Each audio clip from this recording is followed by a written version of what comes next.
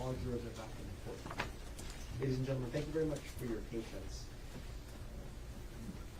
Before we hear from Mr. Otake, the argument that State made about justice requiring a particular verdict that Mr. Varner made right before we ended is stricken from the record. You are to return a verdict based on the evidence that's presented, or the lack of evidence, or reasonable inferences therefrom, as well as the court's instruction on the matter. Mr. Otake, are you ready to present the defendant's closing argument? I am. Thank you, Your Honor. Please. Good morning, ladies and gentlemen. I want to begin by thanking you all for your time and dedication to this case. Most people serve on juries a couple, 2-3 days. You guys have been here for close to a month now, and I want to just express heartfelt thanks for that. It was your time and doing that that made sure that Gerhardt got a fair trial. That's what this was about, and we appreciate your time tremendously. You know, we're at the end of the trial here, but I want to actually circle back to the very beginning. The very beginning, jury selection, and remind you guys about that. Multiple days, started off with 200-something jurors, whittled it down, excuse after excuse, people couldn't be here, couldn't be fair, couldn't set aside what they heard, weren't willing to give him a fair shake. And we whittled it down to less and less and less, and we ended up with the 16 of you here. And it wasn't by accident. It wasn't by accident. It's because we saw in you what we were looking for. Jurors that would wait until you heard everything. Jurors that weren't going to convict somebody based off of media reports. Jurors that weren't going to just look at one side of things. Jurors who had logic, reason, and common sense. And most importantly, jurors who had integrity to follow the law on reasonable doubt. Objection, move to strike. None of this is evidence. This is statement. Please continue. So I'd like to move to strike the entire closing argument up to this point. Sustain the objection. Mr. Otake, please continue. We went through that process. You guys promised us you would do certain things, and we knew that you would. Now, I'm going to walk you through the evidence and the law today, and it'll be clear that there's reasonable doubt all over this case. All over this case. Before I do, he wants to, whole unwilling, unfaithful, unwilling, untrue. We talked about that. He wants to say unbelievable. I'll add another unword. Undeterred. They're undeterred by the evidence. It doesn't matter what it shows. They're going to spin it in their favor. They came up with a theory and they went to search for facts to support it. They didn't look at the evidence and say, what's the theory that points that out? They came up with a theory and they tried to find any fact they could to fit it. They were undeterred. Undeterred by the DNA. The DNA shows, and I'm going to go through it, she's holding the rock. There's a trillion level DNA on the unstained side. Undeterred. Oh, must be because when she was blocking. Undeterred. The computer, I have to call Inuma again to say that sometimes the computer accesses these files. Undeterred. Still shows that he's looking at this credit card statement from 2018 to show that he has a financial motive, that it's cheaper to kill her than divorce her. Undeterred. Undeterred by the fact the eyewitness picks the wrong person out of the photo lineup. And still, she stared at him, looked into his cold, dark eyes, saw him very clearly. Picks out the wrong person. Undeterred. Undeterred by the bruise on his face. Oh, maybe it's dirt. Maybe it's dirt.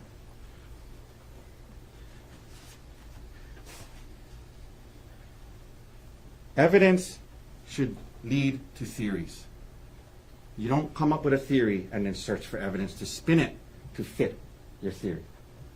That's what happened in this case. Ladies and gentlemen, I'm going to go through just some of the law initially, and then we're going to come back, go through all the evidence, and then I'm going to come back on some other parts of the law.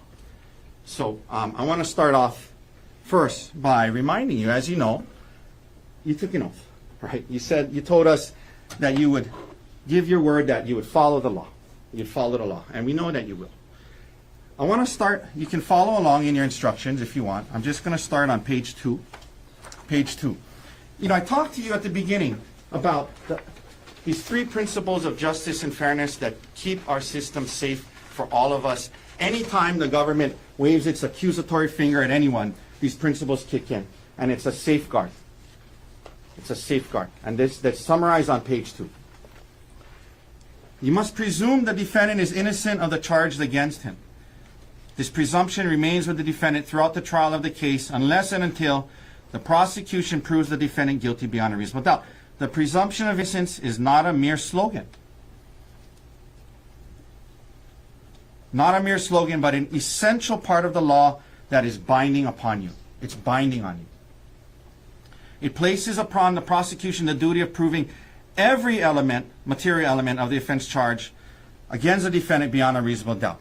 Now, I'm a visual learner. I had this chart earlier to help you guys understand how that works. We talked about how the presumption of innocence, you don't start in the middle. You don't start in the middle. It requires that you start here. You start here. It requires that. And then there's a gap.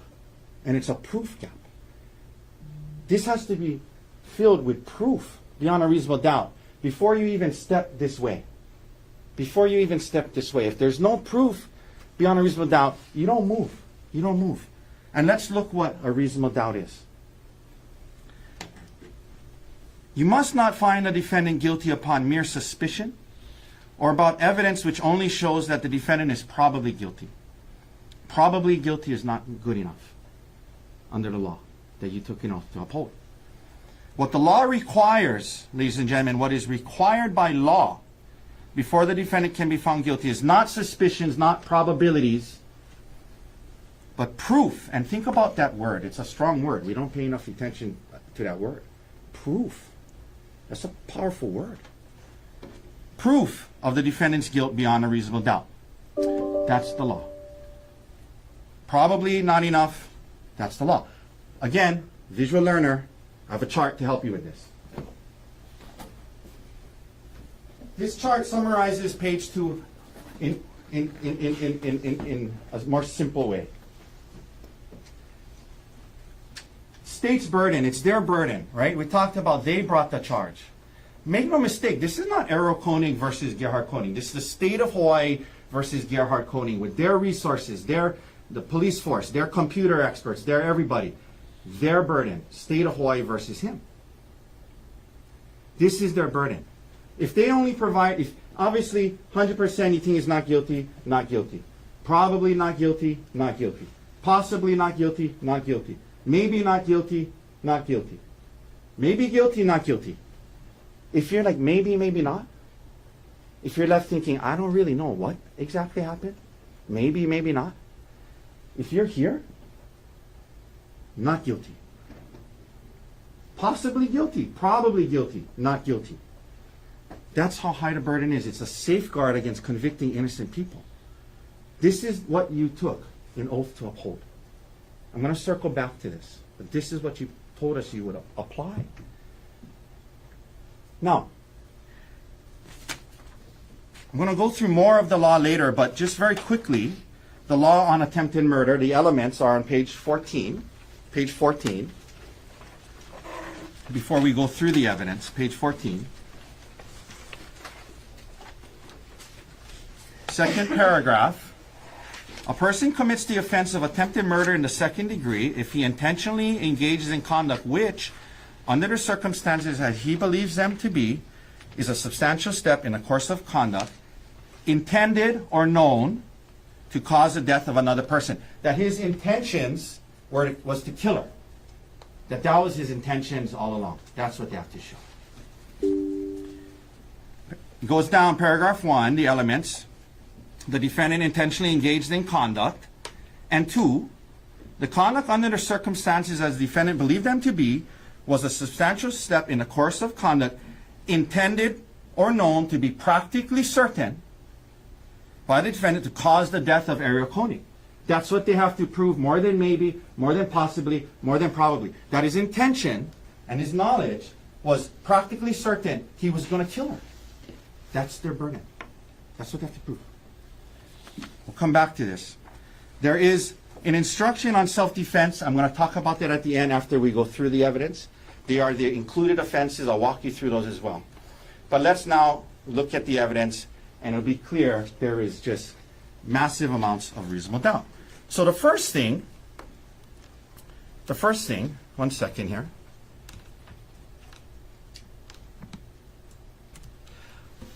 This issue about, was this planned? Okay. Was this planned? This big plan, he just went through this motive that Gerhardt Konig, you got to know him, that he came up with this plan in late December that it was going to be cheaper to kill her than divorce her. Was this planned? Let's look at the evidence. Is there a reasonable doubt about that? Let's walk you through that. First of all, she brought up the idea of going on a trip to Oahu. That was her idea. Why would that be the plan?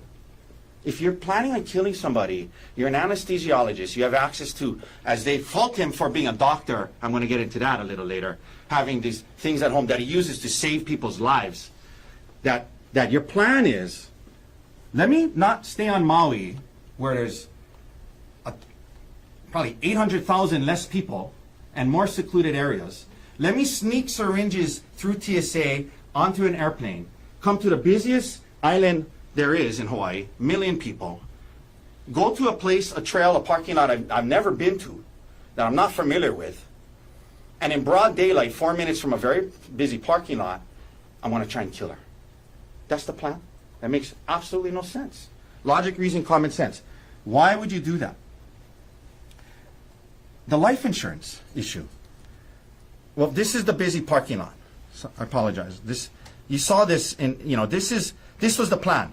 To come here. With all these cars, all these people, he says 99% don't hike or whatever. He didn't know that. He put in here, this is the plan, according to them. That he's going to come to this unknown place with all these people, all these cars, and try to kill his wife, instead of just doing it on Maui. That's the plan, according to them. The life insurance issue. Now, this shows two things. I mean, we're going to get into later about how he told her about it that morning, and she learned that morning if something happened to him, she would get $1.5 million. But it's relevant in another way. If in December and January and February you're planning to kill your wife, why are you going through the process of obtaining $1.5 million on your life for her? That's not the sign of somebody plotting to kill somebody. That's a sign of somebody trying to work on, okay, look, we got to figure this out for our kids, and if something happens, there's, He's not planning to kill her. Now, the birthday card. He writes this morning. It's the only time she got emotional because she knows it was genuine. And I'm going to talk about that more later. He writes this. There isn't an obstacle in this world too hard for me to fight through for you. I would take on anything just to see your smile. You're one of the kindest, most giving, and selfless people I know. Selfless people I know. Putting others before yourself. So much love. You're the heart of our family. Fun, fearless, and a terrific mom. The kids and I hit the jackpot with you. He meant that. You don't write a letter like this because if you're planning to kill somebody 2 hours later. There was no plan. There was no plan. The Fed reservation. He made a reservation to go to dinner that night. He's not planning on killing anybody. There was no plan. This is from that day. They're having a great trip. They had gone through some rough times, but they were making some progress, in part because they weren't really talking about it. And that's why she felt comfortable. I'm not saying she was trying to hook up with Miller again. She wanted to travel for work. And that's why she felt comfortable bringing, hey, we've been making progress, but, I got to travel for work, And then she says, my mom can come with me. That's what Gerhardt told you about. So this is them on the trip, the day before. This so-called big plan. There was no big plan. Now, why are they committed to saying that there was this pre-plan and financial motive? Well, because of course. It makes no sense anyone would have syringes on this hike unless this thing was pre-planned from earlier. So they have to stick to that, even though it makes absolutely no sense. There was no plan. And I got to tell you, I got to tell you, okay. When they get into the fact that in like December or whenever it was, there's a text message where she's like, are you coming home soon? And he's like, this lady just got hurt on a hike and a rock fell on her, so I'm trying to save her life. The fact that they're trying to say that at that time, the light bulb went on in his head and he was like, I got it. I can kill her on a hike with a rock. Objection. I mean, that's Drop your ridiculous. argument. That's ridiculous. And a move to strike. Granted, that's why Okay. Well, that's what he was pointing out. Objection again to improper argument. Sustained.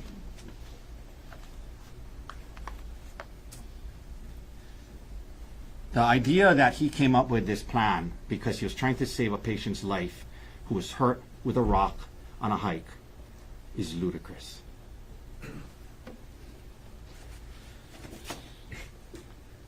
So, ladies and gentlemen, as much as they want to avoid it, as much as they try to talk about witnesses and corroborations, the reality is this. What happened on the mountain before the hikers got there, it is essentially she said, he said. The witnesses told you. They didn't see much. One witness only saw one hit, the other didn't see a hit at all. One of them picks out the wrong person in the photo lineup. Okay? Everything before that, they told you they can't say what happened, they don't know how it started. It's she said, he said. Now, by the way, these witnesses who apparently stood there and stared at him for 30 seconds, looking into his deep, cold eyes, they didn't see no syringes on the ground. You know the one she says she flicked out of his hand that landed right there? They're nurses. They didn't see that because it didn't happen. The point is, ladies and gentlemen, when it's your burden of proof, it's this high, and it is she said, he said. Your she said. Better not offend logic, reason, and common sense. Better not offend be contradicted by the physical evidence. Better not be highly motivated. Better not have examples of many times where she was deceptive to the police and to you. And all of those are present with her testimony. I'm going to walk you through that. Now, logic, reason, and common sense. The bottom line is Arielle Konig is not reliable. She's not reliable. We talk about credibility. The question is reliability. Okay? Logic, reason, and common sense. We don't ask you to leave that at the door. We want you to bring that in here and look at what was said. Let's look at what she said, right? I mean, basically she's saying she wouldn't take the selfie, and then he was like, I'm tired of this shit, let me throw you off the cliff. And then he tries to stab her with a syringe as he's loading it first, and then he bashes her up to 10 times. That's her story. Okay. First of all, the way she describes it makes it sound like he had multiple arms, like an octopus. She says that she's covering, he's on top of her, covering her mouth, and then he has a syringe, and then he's loading he has a vial, and he's loading it, but he's holding her down. Misstates the evidence. Sustained. Can we approach, Your Honor? Sure, come on up.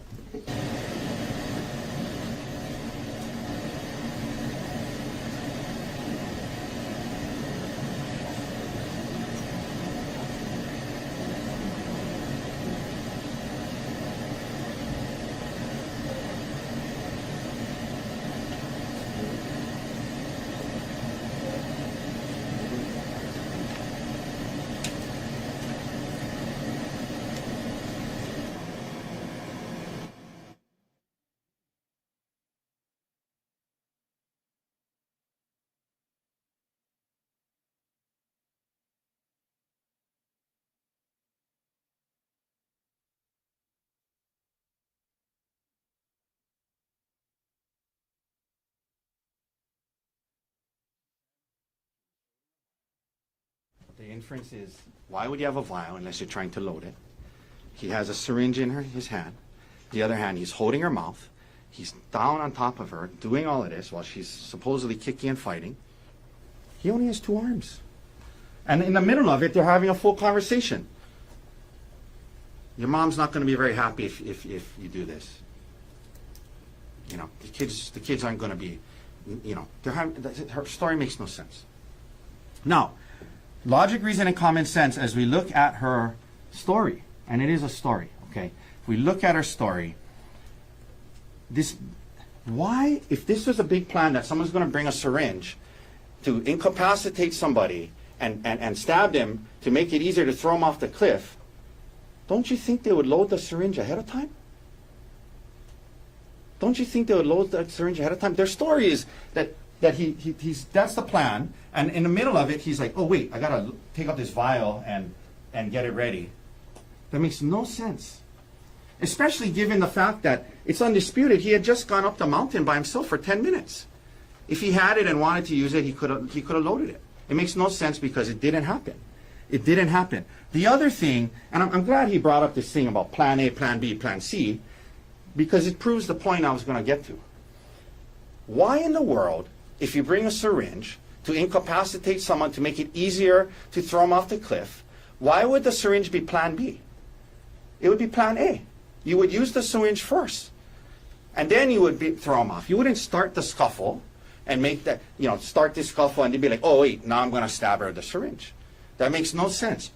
It makes no sense that, that's the plan. He knows if something like that happened, he's a doctor, and toxicology report would show propofol in her sting, in her blood, that this is... Objection, not in evidence. It makes no sense that he would start the scuffle before using a syringe if that was his big plan. Because it didn't happen. This idea that she could just flick the syringe out of his hand. He's holding it tight, according to her. He just flicks it. None of that makes any sense. This idea about, well, he hid evidence. The rock is found right there. We don't know exactly where because HPD should have photographed it before they moved it. But why would he get rid of the syringes and leave the rock? None of that makes any sense. And then, of course, we get into him leaving her on the mountain. Leaving her on the mountain. If this is a big plan to use this hike as an opportunity to throw her off and kill her, why would he walk away and leave her there alone thinking he's going back to the car? And they're trying to say, well, all kinds of things about that. But the reality is this. If you think, even though it's not true, if he went off on his own, because if she said, well, it's too high, I'm getting a little scared, and his plan was to kill her, he wouldn't leave her. He would say, okay, you know what, that's fine, but let's just at least go over here and take a selfie and then try to throw her off, right? He wouldn't have left her for that reason. If he was planning to try and throw her, he would have stayed with her. And then her rationale, to get around the idea that, undisputable, that she clearly said when he got back, she told the detective that he said, oh, you're still here. He was surprised that she was still there. She says, well, he knew I meant I was going to go exploring in that area. Where was there to explore? We heard from witness after witness. It was you either go up or you go down. You don't go off and go exploring. That was her way to try and cover up. That it was clear he left her thinking she was going back to the car, which you wouldn't do if you had a plan to kill somebody by throwing him off the cliff. PSA, we've all been through it. Sharp metal syringe objects, sharp objects, not going to work. Not going to work. Logic, reason, common sense, that he has this intent to kill her, but then he lets her crawl away. He lets her go down to the witnesses. Doesn't come after. Doesn't make any sense. Her demeanor. They say, oh, she was very matter of fact and just told it. Ask yourself, if someone's describing what should have been the most horrific thing they've ever been through, bloody murder, someone's trying to stab you with a syringe, a monster's trying to throw you off a cliff, when you're recounting that, you might get a little emotional. Not at all. And she's not just someone who doesn't get emotional, because we saw her get emotional when we showed her the card. When she read the birthday card, she got emotional.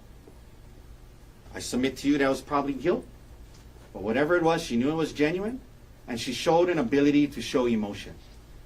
That was real. The card was real. You cannot get emotional over a made-up story that didn't happen when you started the fight. Reasonable doubt. Logic, reason, and common sense. Now, Arielle's story contradicts the physical evidence. It just does. And this is a huge problem for them. And they try to come up at the last minute with, well, maybe when blocking it, her DNA got on it. But let's talk about that. Because we're talking more than probably, right? He wants to say maybe blocking her DNA got on it. Maybe. Okay. But let's use our logic, reason, and common sense and look at the physical evidence. What does Scott Henderson say? The DNA guy. Generally, yeah, you could expect higher likelihood ratios with the more DNA that's present in a sample. The more DNA present in the sample, you can expect a higher ratio, yes? Generally speaking, yes. The more someone's DNA is on the sample, the higher the number. Higher the number.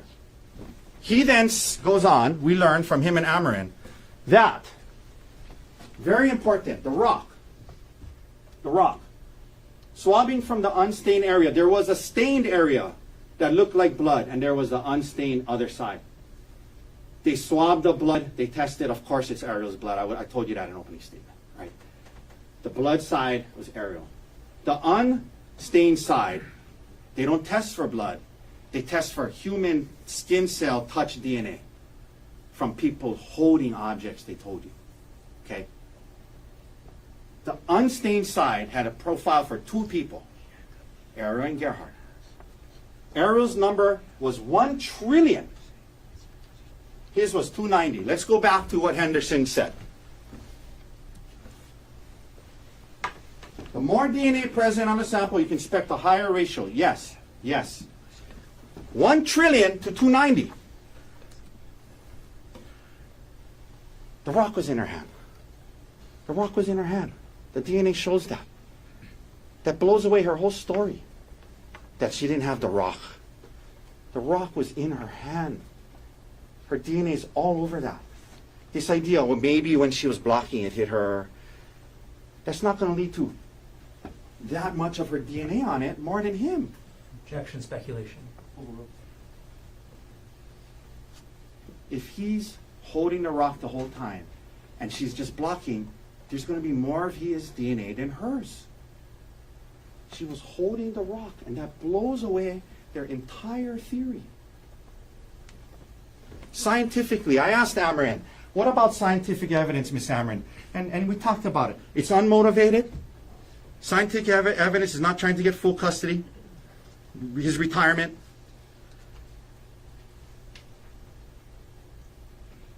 It doesn't lie.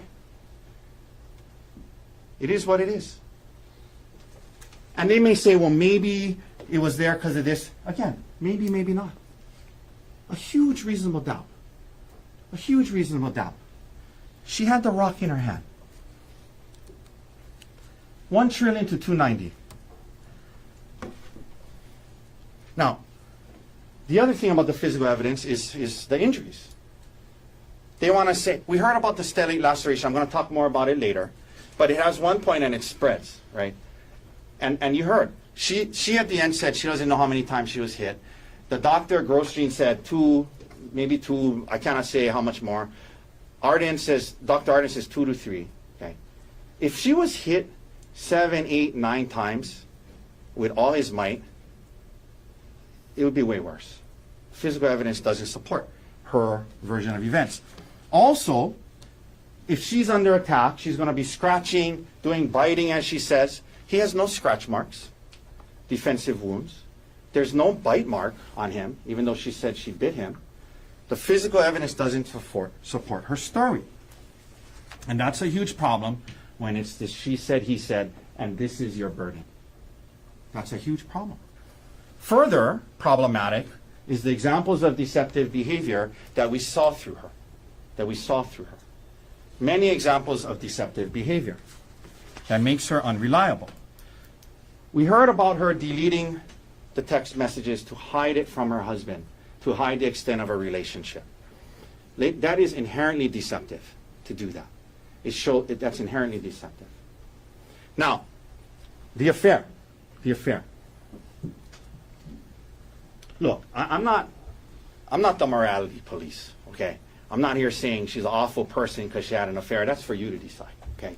Objection, The relevance. improper, Sustained. and move to strike. Granted. Last argument on morality is stricken from the record. The relevance of the affair is primarily that she lied about it to the detective. The context is showed in the relationship in January, February, and December, but the relevance is she lied about it to the detective. And that is incredibly important when it is she said, he said, and is proof beyond a reasonable doubt. Let's look at this. This is, he said, well, she describes it to the detective as just some flirty text messages. He says, well, there's nothing in the text messages about sex. Well, she deleted most of them, so we don't really know what's in there. But we do know what we saw. On the trip, the day before he's going to confront her, this is at 11:22 p.m., presumably Hawaii time, or maybe it's California time, whatever, but it's late at night. She's sending this to Jeff Miller. Jeff Miller is sending her this. They have a nickname for Gerhardt, HALEU, which is that radiology nuclear whatever.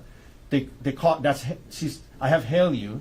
They have a code word to let each other know when he's around. She's listening to an audiobook, How to Help My Spouse Heal from My Affair. That's what she's listening to. He says to her, you're engaged and continue an elaborate secret affair instead of coming to me asking to work on our relationship. And her response is, if anything, I learned how stupid it was this time and I know how to make sure it doesn't happen again. That's her response. Okay? Now, to the detective, no affair, just some flirty text messages. To you guys, no affair, just some flirty text messages. You saw 12/1, December 1st, all day long on a Sunday. Good morning, all day long, all day long, all day long, good night. And that's how she says it to the detective. She was misrepresenting, deceptive, and lying to the detective. Further examples of deceptive behavior is what she does with her primary care doctor and the records. After the fact, she tells her primary care doctor in an email to add, can you add traumatic brain injury? I want to make sure the documentation is consistent between my care at Queens back here in Mount. And that's the important part. Why is that important? Because, number one, she says she doesn't recall reviewing the Queens records. The Queens records doesn't mention traumatic brain injury. Arden told you that, the two don't you think if traumatic brain injury was in her Queens records, they would have asked Grosjean or Carlton Whitney that? It wasn't in there. So this shows she is not just asking the primary care doctor to do this, she's deceiving the primary care doctor into believing that the Queen's record said traumatic brain injury, so the PCP will be like, oh, okay, I'll add it. It's deceptive behavior. It's incredibly misleading. Now, she says she's surprised about the work bag. She's surprised about the work bag. Oh, I didn't know. She knew he had it there. She knew there was syringes and vials in there. She calls her attorney. And then they turn it in and say, oh, surprise, look what I found.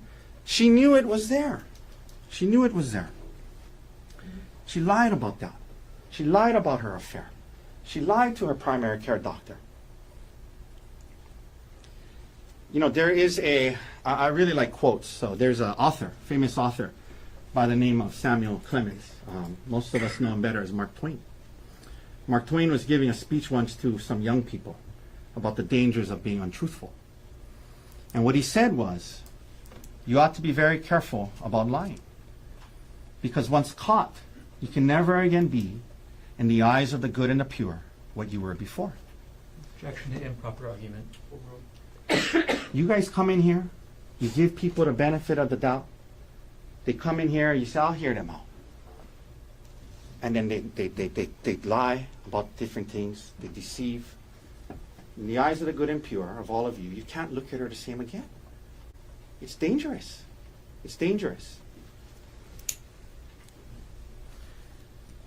If she's going to manipulate her PCP doctor, if she's going to be deceptive to the detective, do you think for a second she would hesitate to be that way with you?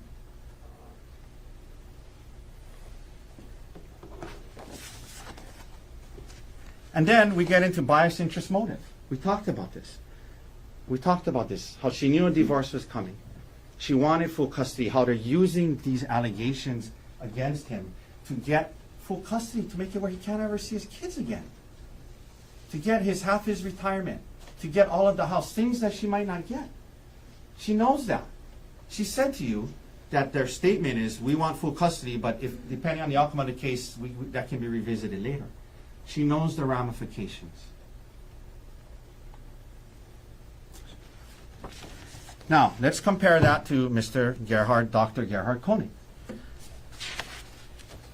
You got to see him. Trust your gut. Trust what you know about people. Is he somebody that is a monster that came up with this plan to stab his wife and throw her off a cliff? Is that the sense you got from him? Or was he a hurt human being struggling with infidelity but trying his best?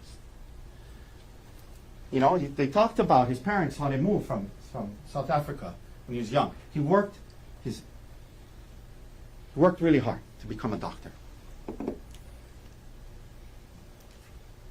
This, he talks about, oh, she was trying to control everything about her. All of this awful controlling guy. What does she say? Prior to December, you generally describe your marriage as good, right? Yes, sir. This is what Arielle said. You don't describe your marriage as good if somebody is a controlling, coercive, violent person. There's a lot embedded in this. You don't describe it as a good marriage if somebody's, unless they're a good dad. Look, domestic violence is horrible. There's some awful men out there that use their power, control, financial means to control women in improper ways. This is not him. That's not him. She wouldn't say it was a good marriage if he was like that.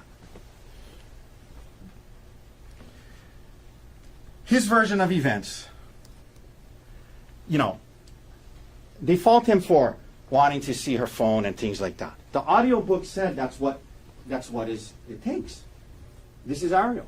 I asked you earlier, you understood the audiobooks you're listening to by these professionals says to give up privacy, give up access, get them to trust again. She says yes.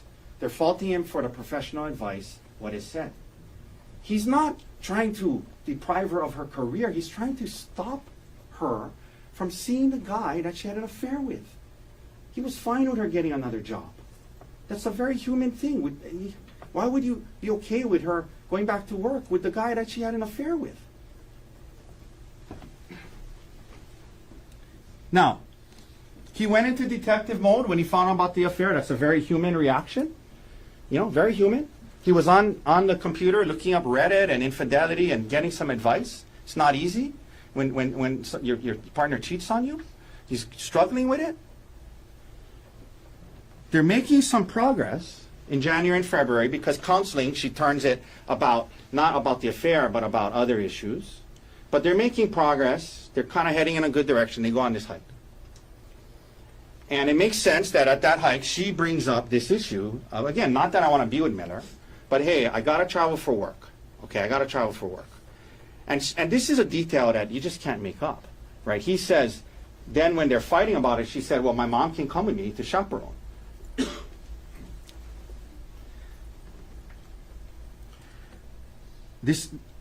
He leaves her because they got into a fight, not because she's afraid of heights.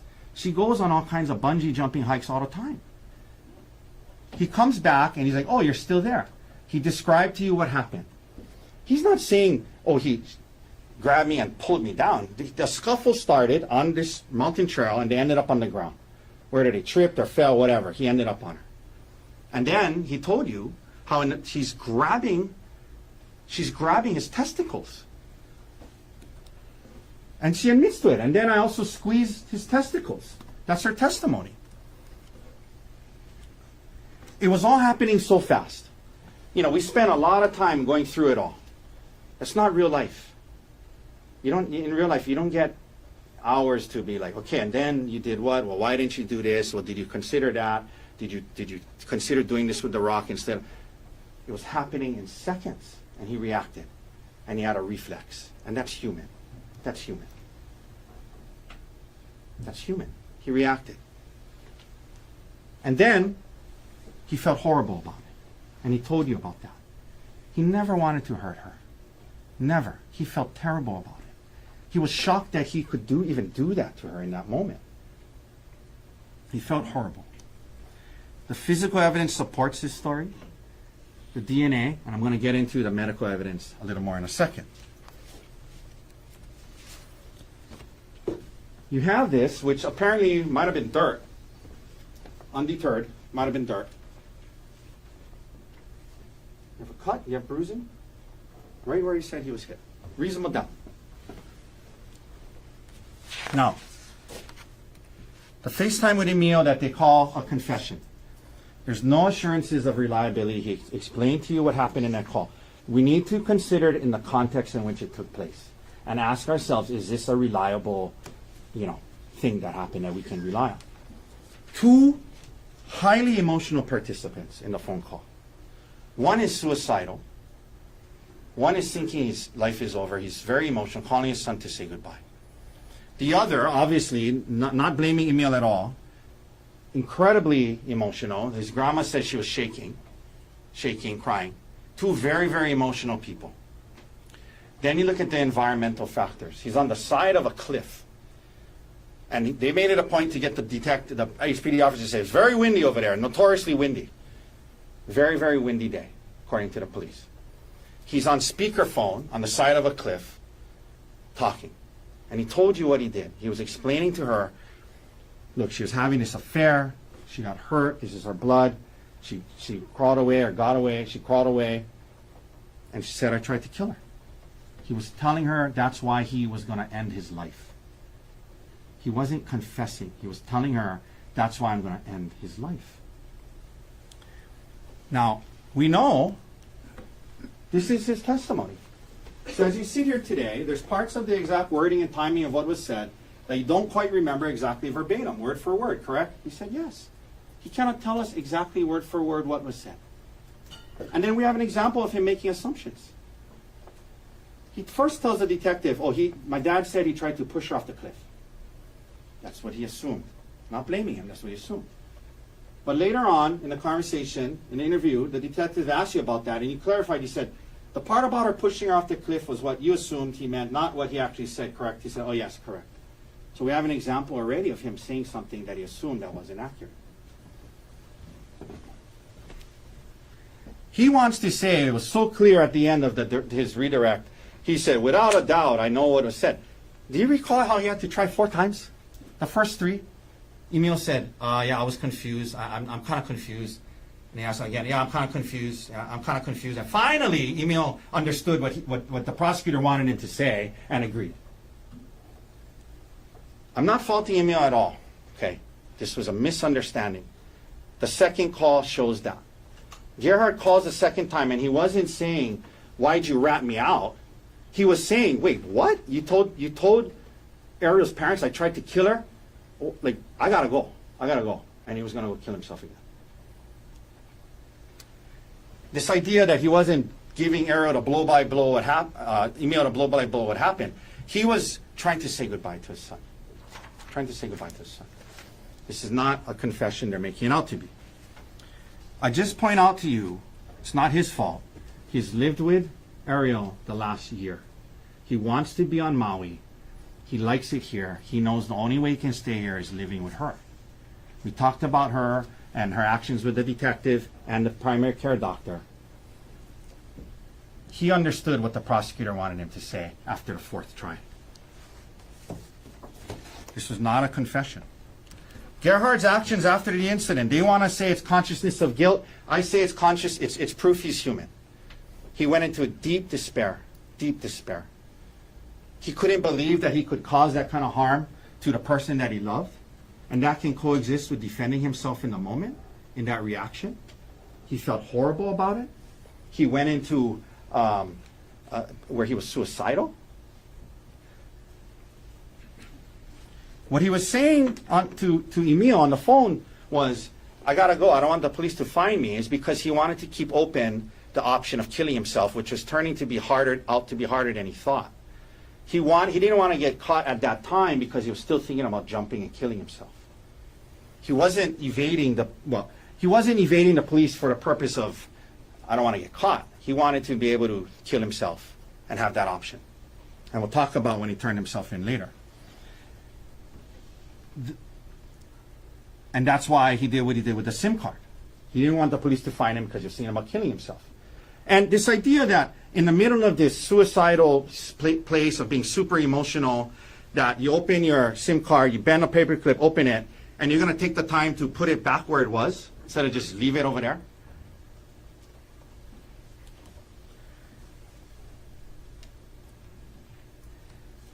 It shows he's human, that he felt terrible about this. He told you how bad he felt. And that can coexist with self-defense. Now, this idea that he was fleeing from the cops, first of all, the officer didn't say we pulled up right next to him. Very clearly they said we pulled up, there was a lane in between us, and he was on the grassy area. This grassy area right here. They said he was here when they got out of the car and he started to flee. And remember, And I said, come on, you know, how the heck was he not going to get in the bushes if that were the case? And then, shockingly, the prosecutor asks him, well, you played D1 football, right, officer? I mean,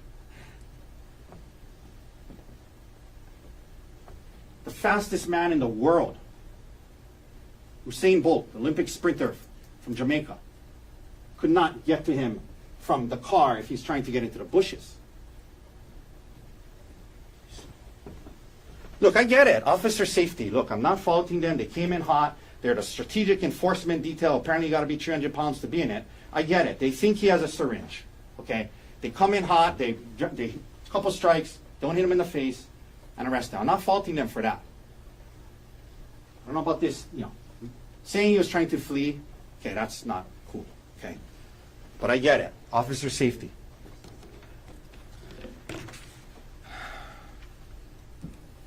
He has an injury. Look at this. It's dry blood and it's bruising. It's the kind of purple bruising that takes place hours later. When you first get an injury, it doesn't bruise. This happened earlier. Dry blood, purple bruising. That takes time to get to that point. A theory in search of facts. I talked to you guys about this. To try and use a computer to manufacture financial motive without telling us last week that sometimes, I'm sorry, how much time is that? Thank you. That sometimes the computer opens files and shows it was accessed. Don't you think that would have been fair to tell you guys that? Instead of leading you to believe that 100% Gerhardt looked at all of these things? Look, make no mistake, he said 80% of it he looked at. He's not hiding that. He's just, when he's up here saying, like, I don't remember at 3 a.m. looking at a 2018 Amex credit card statement that was in my old divorce file. And, but undeterred. It shows he had a financial motive. He was looking up how much his divorce costed him in the past. What? He makes a lot of money as a doctor.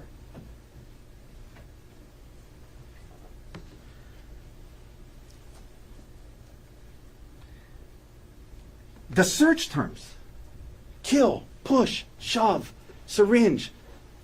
They're looking for the smoking gun. They have had it with his computer. Looking for the smoking gun. What do they find? No smoking gun. Just some search about hikes that you would search if you were truly just going on a hike. Again, maybe, maybe not. They were looking for a smoking gun. They don't find it, so what do? They manufacture a motive, undeterred, theory in search of facts. Oh, no smoking gun. But you know what? It shows. He's looking at financial documents. He has a financial motive. It's not fair. I submit to you that whatever they found on that computer, they would find some way to spin it. Whatever they found, they would find some way to spin it. That's not fair. The work bag. And this, I gotta say, he uses these tools and materials to save lives. And they want to fault him for having it? He's a doctor. He talked to you about why he has it on Maui, not on Oahu. He uses these things to save lives, not try and somehow poison his wife. And she knew he would take it from work every day.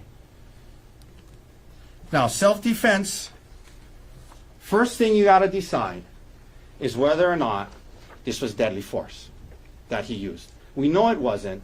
We're going to get into that in a second. But it doesn't matter either way because it's the same rock that she hit him with. So even if it was, even if you say it was deadly force, it was the force that was used against him. So it doesn't matter. It's the same rock.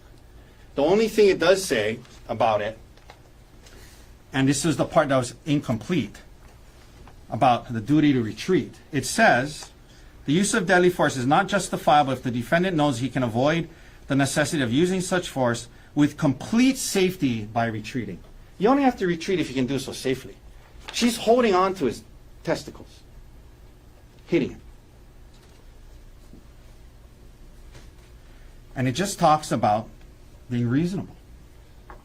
He used the same force that she used against him. And they want to say, well, look at the difference. How could it be the same rock? Obviously, if one gets hit cleaner than the other, the same rock can do that. You know, like I could throw something at a baseball at someone's head, and one it hits him in the face, and one it hits him in the arm. It's going to cause you know. Obviously, it can be depending on how the direction, how hard the landing was. He stopped. He stopped. He didn't keep going. What amount of force was used? What amount of force was used? We know. Like I said earlier, we know what Arielle says she doesn't know. I don't know the exact number. They are downplaying what she said because they know it doesn't make sense. They're saying, oh, up to 10 times. So what does that mean? 6, 7, 8, 9? Doesn't mean 2. But now they know that doesn't make sense. She was hit 8, 9 times. And oh, maybe she meant less. She doesn't know. Grosjean says possibly 2, maybe more. I cannot tell you. Arden says 2 to 3. He says 2. Grosjean talks about, oh, there's rock in there or dirt. He's not a forensic pathologist. He didn't test the material just to show like what it was. You know, her condition after. Her condition after. You saw her walking. She's walking on the hill. Okay. But more importantly, this is her talking after. And I'm going to ask you to do something with me now. If you could help me out here. Either close your eyes or don't look at the screen and just listen to her voice.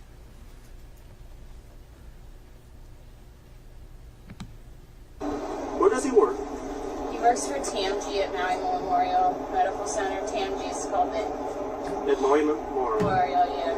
So TMG is a group of anesthesiologists. Did you guys drive here today? Yeah. Which is your car? It's a Nissan Rogue. Do you remember the license plate? If not, that's okay. It's not our car. We live on Maui. What color is it? The Nissan. It's like black or it's gray. It's gray. Can somebody just wet my mouth? Like a wet paper towel or something in my mouth so it really works. I don't have any more on me, so. Sorry, I know it's not. No, you're an angel. Trying to stop the bleeding until they get here. I know, I really. What was Gerhardt wearing today? Wearing like a light gray shirt and Okay. Does she sound like she has a traumatic brain injury to you? She sounds okay. Look, I'm not saying it wasn't a bad cut. And look, I'm not, you know, nobody wanted her to have that cut. I'm not saying it's not, you know, I'm just saying the level of force he used, you can see. It was, he talks about chunks missing from his scalp. No doctor said that. It was soft tissue. You heard from Dr. Arnett, a very credible man, that apparently for 14 grand is going to sacrifice his integrity. Obviously, he's not going to do that. He told you the blood is not a good indication of the severity. The blood is not a good indication of severity. No skull fractures, no soft tissue. The tip of her thumb, he said, it was just the very tip. And sure, after the first hit, he puts her thumb, it hits it. Just the tip is fractured. We heard about that. All 3 doctors agree. No substantial risk of death and no serious bodily under the law. All 3 said that. We talked about the stellate laceration. The Glasgow coma score was 15 out of 15. Triage, they waited a few hours outside because she wasn't in that serious of a condition. She had a bad laceration. They sewed it up. She went home the next day. And I don't mean to. He feels terrible that happened. But he wasn't trying to kill her. That's about the amount of force that was used. Now, her eye. Let's look at this photo. The orbital is the most fragile area there is. And he said, very fragile bone. If he hit her with that rock, it would have broke bones. There was a scuffle. They landed on the ground. They're fighting. There's elbows. He's going for the rock. They're fighting for it. There's no doubt her eye got hurt in this thing. But he didn't smash her eye with the rock the way they want you to believe.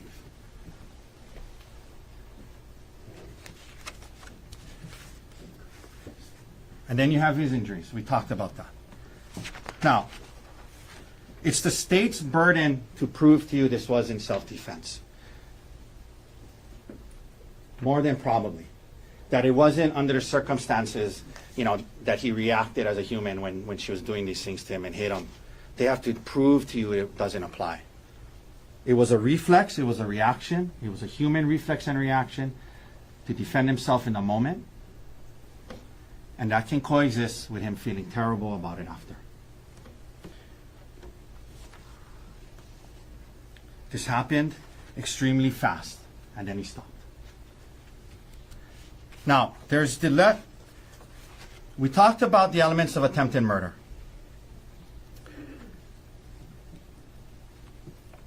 He had no intent to kill her. You see on the bottom, and self-defense applies. They have to disprove those two, self-defense. Then there's something that takes you down to the others, right? The other offenses. If and only if you find the defendant not guilty of attempted murder, then or unable to reach a verdict, unanimous verdict, then you must consider these other included offenses. None of them apply. Self-defense is a defense to all of them. If you think that they didn't disprove self-defense, it goes all the way down. But you work your way down through these things. I'm just going to go through it quickly because I don't have a lot of time. The next one is attempted assault in the first degree. That he took a substantial step in conduct intended to culminate in the commission of assault in the first degree. That he intentionally or knowingly was trying to cause serious bodily injury. Let's look at the definition of serious bodily injury. Serious bodily injury means bodily injury which creates a substantial risk of death or which causes serious permanent disfigurement or protracted loss or impairment of the function of any bodily member or organ. The doctors say she didn't have that. He wasn't trying to do that. This doesn't apply. Self-defense, no intent to cause serious bodily injury. You go on to assault in the second degree. Again, serious, no intent to cause serious bodily injury. Self-defense applies to all of this. So you work your way through, self-defense applies to all of it. Her motive to try and get custody and conviction of any of these things helps her with that. And I do have Assault in the third degree. for improper instruction of the law. So, Should be ladies substantial. and gentlemen, we have the instructions of the law. That's the instruction that you follow.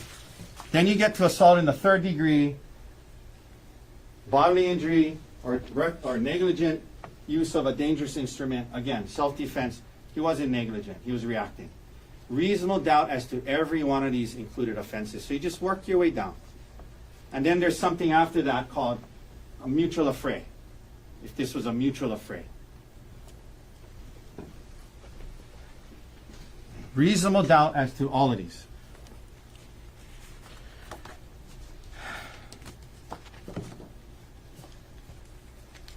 Now, I'm almost at the end here. I have couple more minutes. I want to end by saying a few things. This is the law. I ask you to use this as a guide to your deliberations. It's not about trying to figure out what happened. Your only goal is to answer the question, is there a reasonable doubt? Did they prove beyond a reasonable doubt this was not self-defense? More than possibly, more than probably. Let that guide your deliberations. It's a way to simplify things. After you talk about any piece of evidence, come back and remind each other, yeah, but does that prove this beyond a reasonable doubt? Let that guide your deliberations. I couldn't help but think last night.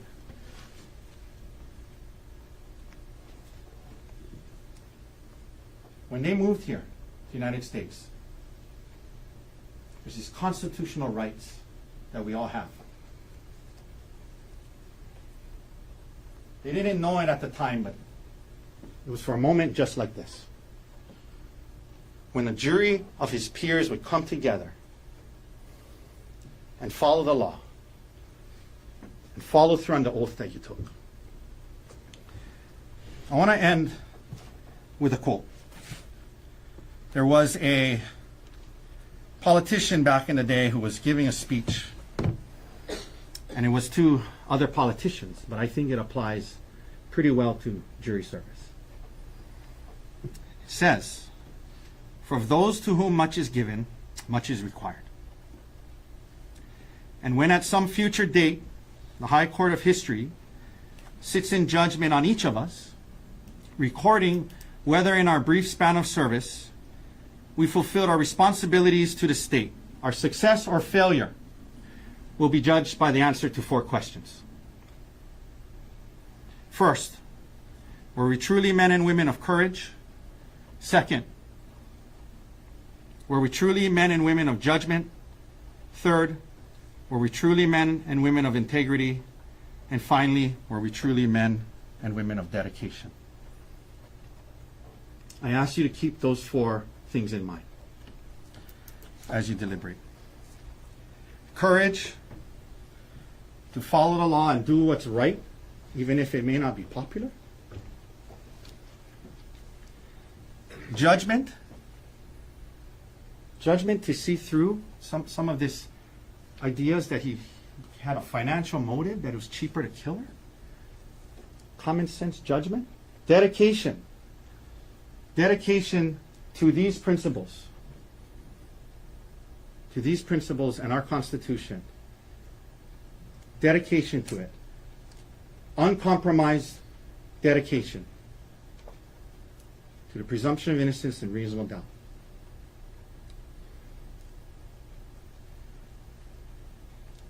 Deliberate that way. Uphold your oath. Follow the law. Let this guide you. Enforce the reasonable doubt standard. Follow the law. Do these things. And integrity will be yours. Thank you for your time over the last month. On behalf of Dr. Konig and Manta Dirks, thank you all for your time.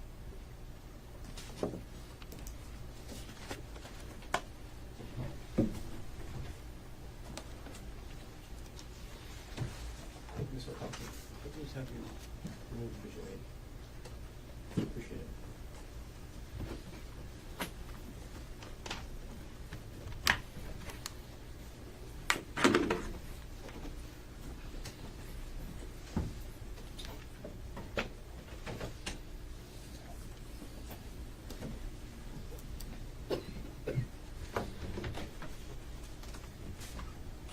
Stay